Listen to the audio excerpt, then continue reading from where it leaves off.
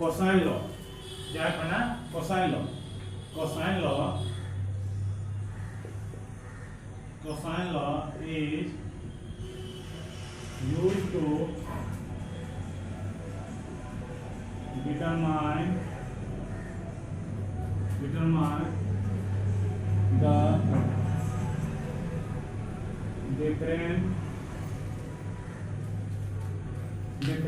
angle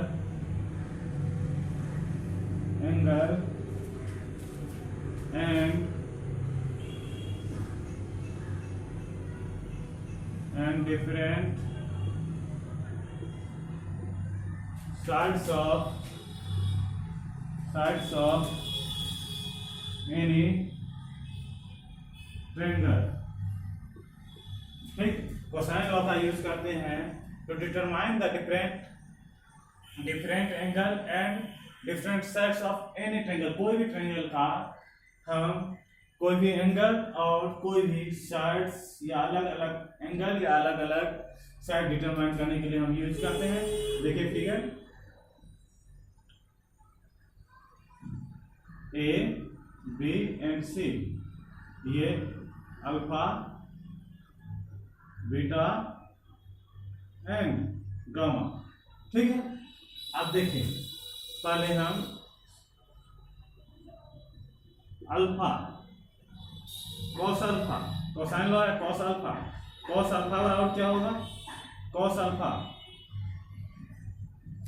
बराबर क्या होगा, एडजेसेंट साइड का स्क्वायर, एडजेसेंट साइड का स्क्वायर का एडजेसेंट साइड क्या है, ए और बी, तो क्या होगा ए square plus B square minus opposite sides का square, B square minus opposite side, alpha का अपोजिट साइड क्या हो गया, ये सी स्क्वायर, क्या हो गया c square by 2 into adjacent sides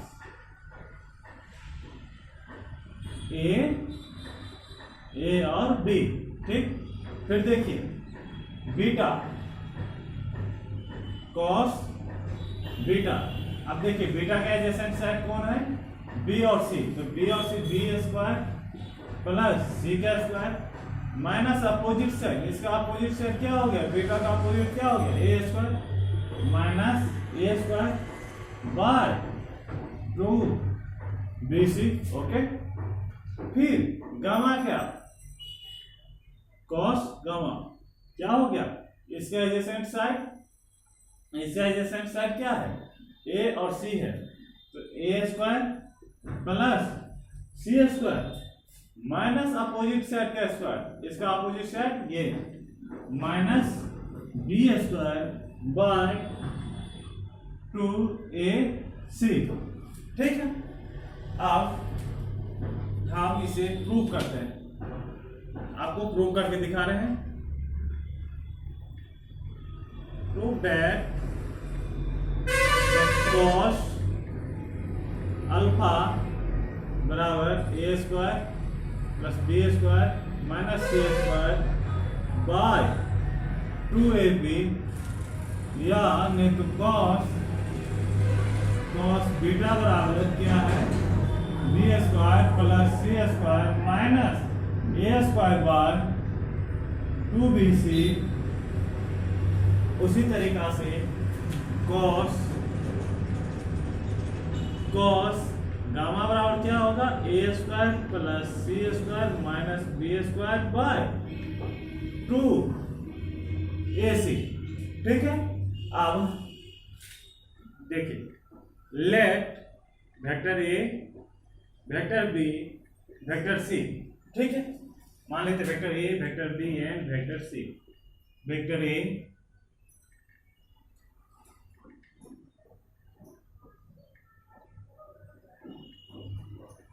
vector B और ये मेरा क्या है वेक्टर आर है, ये मेरा रिजल्टेंट वेक्टर। ओके, अब देखिए आर बराबर क्या होता है, आर मैक्सिमम कितना होता है, आर मैक्स कितना होता है, आर मैक्स कितना हो सकता है, a plus vector A plus vector b. Okay, अब वेक्टर ए प्लस वेक्टर बी बराबर क्या है, आर है। तो वेक्टर ए plus vector b minus vector r इसका टू क्या, 0। ओके, अब देखिए रिजल्टेंट क्या बता रहा है, माइनस बता रहा है। ओके, यहाँ पे आपको यहाँ पे देखा जाए vector A vector B and vector ये आर जो है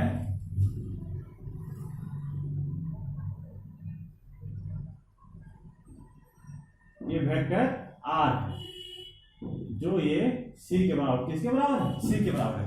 देखिए ये इसका डायरेक्शन क्या था, इस डायरेक्शन में था।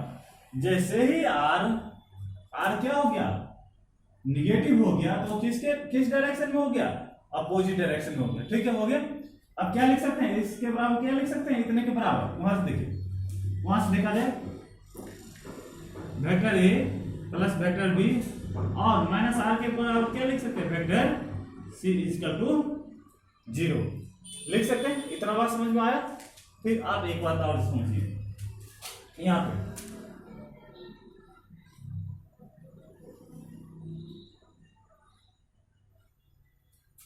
ये अल्फा,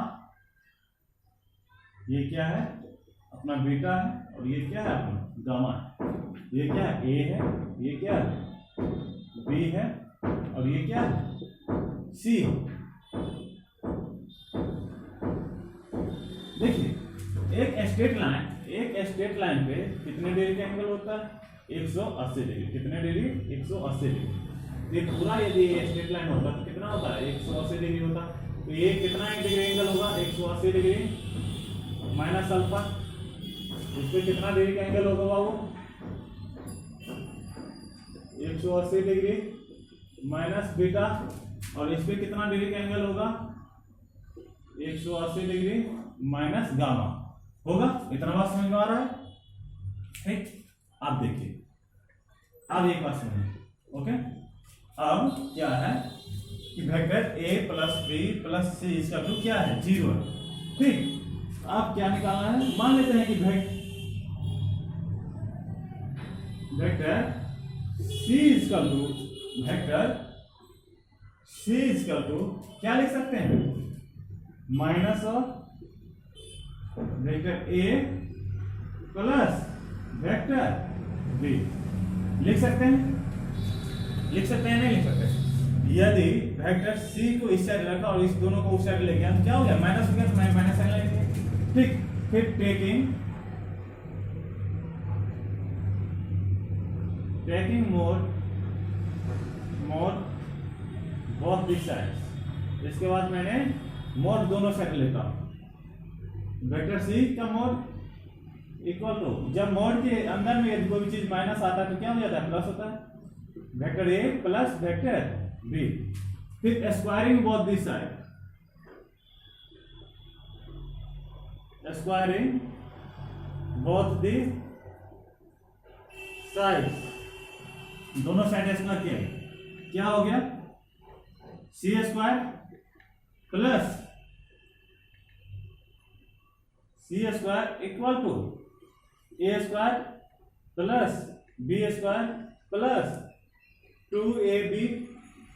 और cos थीटा हम सब लोग पढ़ते थे ना, क्या होता है, magnitude of a plus b क्या होता है, a square plus b square plus cos theta. तो यहाँ पे आप वेक्टर a और b के बीच का कितना का एंगल है, वेक्टर a और b का एंगल कितना है, अल्फा है। और इस दोनों का बीच का एंगल कितना है, यहाँ पे कितना होगा, cos 180 डिग्री माइनस अल्फा। अब देखिए cos 180 डिग्री माइनस अल्फा बराबर होता है माइनस cos अल्फा होता है। क्या होता है, माइनस cos अल्फा होता है। क्या होता है, minus cos alpha. A square plus B square plus 2ab minus cos alpha. ठीक, क्या लिख सकते हैं, a square plus B square minus 2ab cos alpha. ठीक, ये क्या है सी स्क्वायर। अब कॉस अल्फा बराबर क्या लिख सकते हैं, 2ab लिख लिया जाए। क्या लिखा जा सकता है, a square plus B square minus c square. अब देखिए इधर मिटा दिया जाए, क्या इधर मिटा दिया जाए, देखिए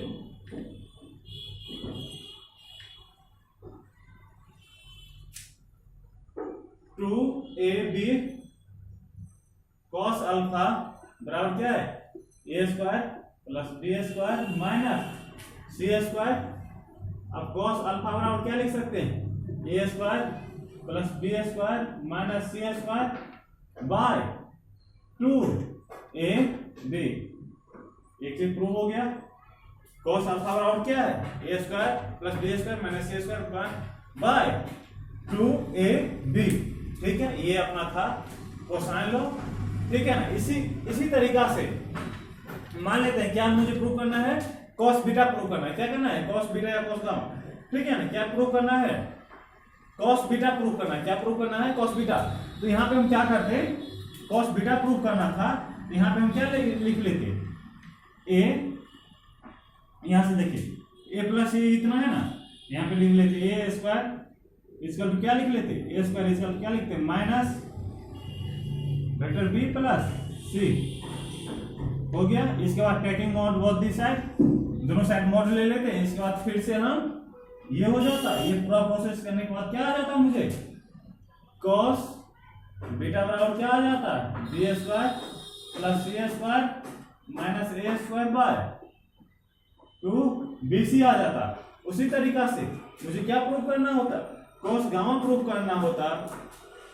तो हम क्या करते हैं, फिर से क्या करते हैं, इधर मिटा देते, इधर मिटा देते, मिटा देते।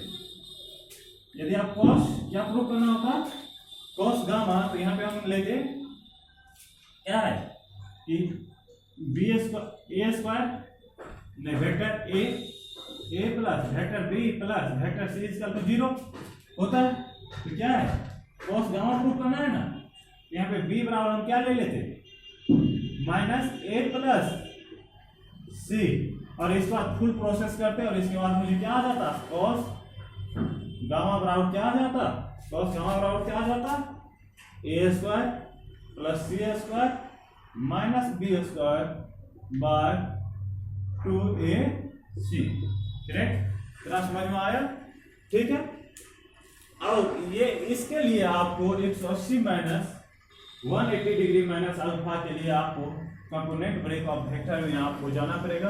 नहीं तो आपसे लोग मैं बता दूं, थोड़ा हिंट दे देता हूं। यदि दोनों वेक्टर का बीच का यदि एंगल डिटरमाइन करना, जैसे इस टाइप में है ना, तो दोनों वेक्टर का एंगल यदि डिटरमाइन करना है, तो या तो दोनों वेक्टर को हेड टू हेड जुड़ा होना चाहिए, या तो टेल टू टेल। यहाँ पे देखिए ना, हेड टू हेड जुड़ा हुआ है क्या, नहीं जुड़ा हुआ है। ये हेड टू टेल, हेड और टेल के प्रोसेस से जुड़ा हुआ है। तो इसी कारण ये इसको सॉल्व करने के लिए मुझे वहाँ कंपोनेंट ब्रेक में जाना पड़ेगा। कंपोनेंट ब्रेक में जाइएगा तो आपको वो बात समझ में आ जाएगा। ये था अपना कोसाइन लॉ। ठीक है, इसके बाद हम आपको साइन लॉ आपको पढ़ाएंगे। ठीक है, नेक्स्ट लेक्चर में।